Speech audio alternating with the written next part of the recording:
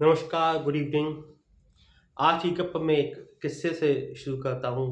ये मनोविज्ञान का किस्सा है कि एक मित्र थे। वो भोपाल से आए थे अपने दिल्ली में किसी एक मित्र के पास। तो सफ़र की थकान थी और वो आए तो उन्होंने कहा कि यार मैं एक शादी में जा रहा हूँ, तुम गलत समय आ गए हो। तो कोई बात नहीं, चलो तुम भी चलो मेरे साथ शादी में चलो, और वहीं पे शादी भी हो जाएगी और अपनी बातचीत भी होती रहेगी। तो उन्होंने कहा यार सफ़र की थकान है और मेरे पास ऐसे कोई कपड़े भी नहीं है जिन्हें पहनकर मैं शादी में चल सकूं। ये जो पहन के आया हूँ ये गंदे हो गए हैं।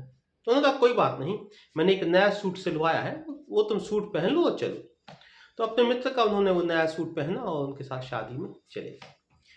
जब वो मित्र गया शादी में तो उसने एक बात देखी कि हर आदमी जो शादी में है वो उस सूट की तारीफ कर रहा है, सूट को ध्यान से देख रहा है जो उसका है, लेकिन उसने अपने दोस्त को पहनने को दिया था।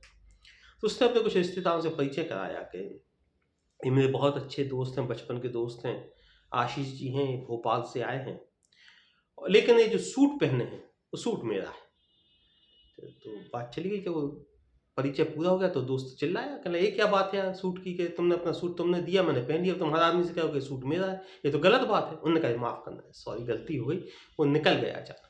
उन्होंने अपने दूसरे दो रिश्तेदार से मिलवाया, कहले हमारे दोस्त हैं, आशीष हैं, हम लोग बहुत पुराने दोस्त हैं, साथ में कॉलेज में थे, अभी ये भोपाल से आए हैं, और ये जो सूट पहने हैं वो सूट इन्हीं का है, ये मेरा नहीं है। तो बात आगे गई तो फिर पिनक गया, कहले सूट की बात ही क्यों करना है, कहले हमने तो ये तो नहीं कहा मेरा, हमने तो ये कहा तुम्हारा है। कहले सूट की बात ही क्यों करना है कि मेरा है कि तुम्हारा है। कहले अच्छा चलो कोई बात नहीं, गुस्सा मत हो आगे। फिर एक रिश्तेदार आया तो उन्हें मिलवाया कि मेरे दोस्त हैं, आशीष हैं, भोपाल से आए हैं, हम लोगों ने ज़िंदगी में बहुत ऊपर नीचे साथ साथ देखा, आज ये आए तो मैंने शादी में लिवा लाया क्योंकि आप भी मेरे पारिवारिक हैं इसलिए। और रही बात सूट की जो ये पहने हैं तो उसकी हम कोई चर्चा नहीं करेंगे कि इनका है कि मेरा है, उसकी हम कोई चर्चा नहीं करेंगे। तो बात खत्म हो गई।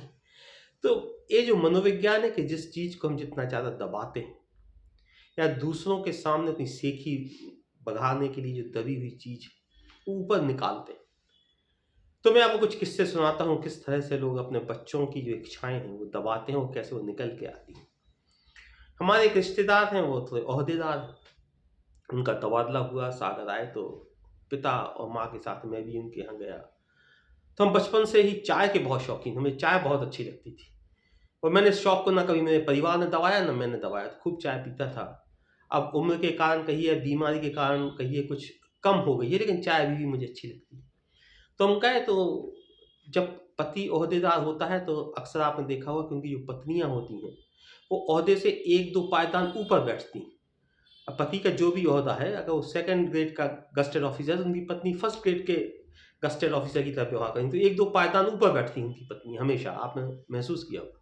तो गए तो उनकी पत्नी ने पूछा, हम लोगों की जो चाची थी हमारी, के चाय पियोगे, और हमसे हमारी तरफ देख के पूछा तुम, हमने कहा हम भी चाय पियेंगे। तो उन्होंने बहुत हीनता से मेरे माता पिता की तरफ देखा, फिर मेरी तरफ देखा, कभी बच्चे तो चाय नहीं पीते, हमारे बच्चे चाय नहीं पीते, चलो तुम पी लो। फिर चाय आई तो अपन ने चाय शान से पी, और ओहदेदार लोग कुछ शक्कर कम पीते हैं तो मैंने शक्कर मंगाई, फिर उसको चाय में डाली और फिर इत्मीनान से चाय।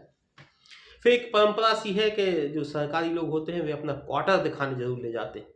आपको अपना पूरा सरकारी क्वार्टर दिखाएँगे कि कितना अच्छा क्वार्टर उनको मिला है। वो ज़मीन बताएँगे जिसमें मुफ़्त में उन्होंने एक बागवानी तैयार कर ली है, और सब्ज़ी अब वो बाहर से नहीं मँगाते हैं। आजकल सब्ज़ी का कोई ठिकाना नहीं है, उसमें इतने केमिकल्स होते हैं, तो वो शोषण करके चपरासियों से और मालियों से मिलके जो बगीचा बनवाते हैं, वो आपको ज़रूर दिखाएँगे। फिर उसकी सब्ज़ियाँ दिखाएँगे, बताएँगे कि वो घर की सब्ज़ी ही से ही इस्तेमाल करते हैं, घर की सब्ज़ी ही खाते हैं। तो उस रस्म अदायगी के तहत वो हम लोगों को ले गए, उन्होंने अपना पूरा, चाची ने अपना पूरा मकान दिखाया, पूरे कमरे दिखाए, यहाँ तक कि सर्वेंट क्वार्टर भी दिखाया झाँक के। और फिर उसके बाद हम लोग लौट के आए बागवानी देख के। जब लौट के आए तो देखा कि उनके दोनों बच्चे जो जूठी प्लेट हम लोगों की रखी थी, कप प्लेट, वो दोनों चाट रहे थे। उन्हें डाँटा-वाटा, बात खत्म हुई। बाद में उस बच्चे ने हमें मुझे दोस्ती में बताया कि उसको भी चाय बहुत पसंद है, लेकिन माँ नहीं देती है। तो चोरी-छुपे कभी-कभार जो मेहमान अगर जूठी चाय छोड़ के जाते हैं तो या तो वो पीता है या फिर प्लेट चाटता है, जैसा कि उस दिन वो चाट रहा था।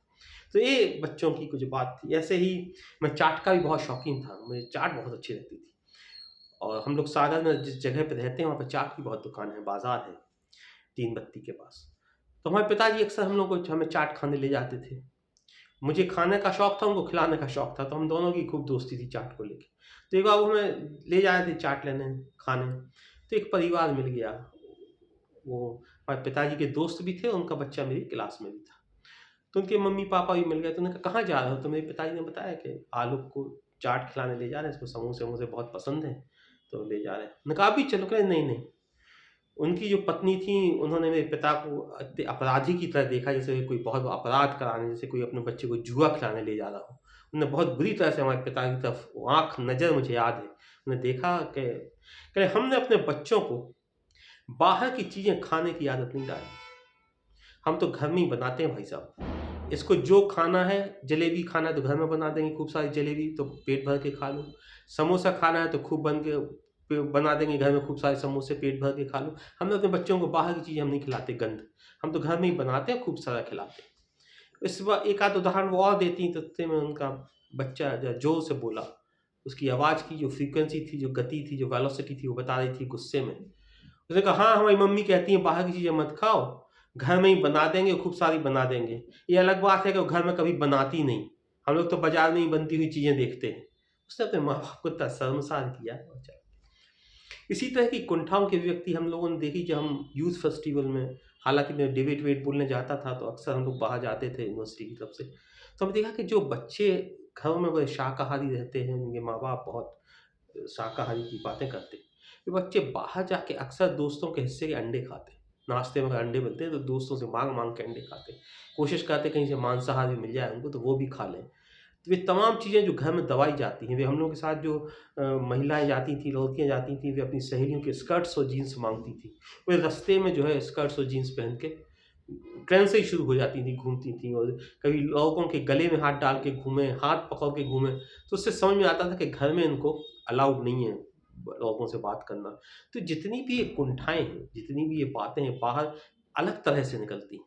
तो मुझे लगता है कि ये बात आज ही कब कभी-कभी गंभीर हो जाती है। अपने बच्चों की इच्छाओं को दबाइए मत, उन्हें समझाइए।